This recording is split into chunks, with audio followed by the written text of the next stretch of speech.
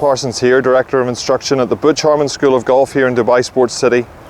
And I just wanted to share with you some of my thoughts on Tiger Woods' news last night that he's withdrawn from his latest kind of comeback event in Southern California. I think it's sad to see that in my opinion, the greatest player of all time is really showing himself unable to mount one of the comebacks, to be the player, if you like, that we saw through the turn of the millennium, 2002, 2004, 2006. I don't think that player exists anymore, and I share that opinion with most golf fans that I speak to. I think a combination of three things has kind of been the undoing of Tiger. I think some of the overtraining that is widely documented, and I know there are some different thoughts about that. I think some of the incredible malleability of Tiger in relation to the fact that he took his golf swing and he basically changed it 4 or 5 times through the course of an incredibly successful career. And then I think if you look at the surgeries that he's had, it becomes more and more difficult for us to see this player mount a comeback.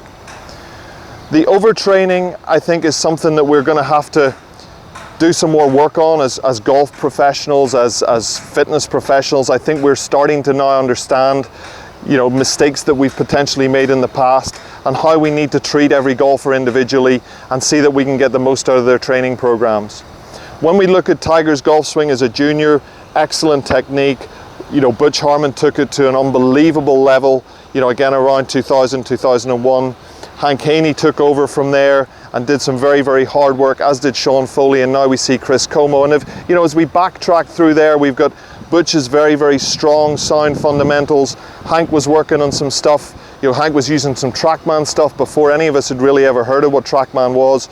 Sean was working not only with TrackMan, ground force reactions, combining that with the physical, and then we see a very, very bright biomechanist in Chris Como. So Tiger's been exposed to all of those sorts of things through this playing career, and I think that is one of his undoings as well, is the fact he wasn't able just to keep the game simple, settle on something, and focus on playing golf and getting the ball in the hole in the fewest number of shots that he could.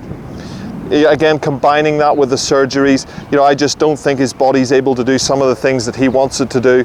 And when you put all that together, you have this idea that he came out last night and he said he was vulnerable, and that's certainly not the way that I want to remember him.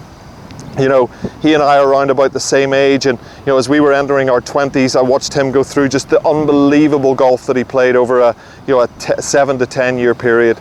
So I think as a golf fan and as a Tiger fan, I would like to think that I want the best for him and whatever he decides to do in the future, and let's hope for a happy and healthy Tiger Woods in the next 10 to 20 years.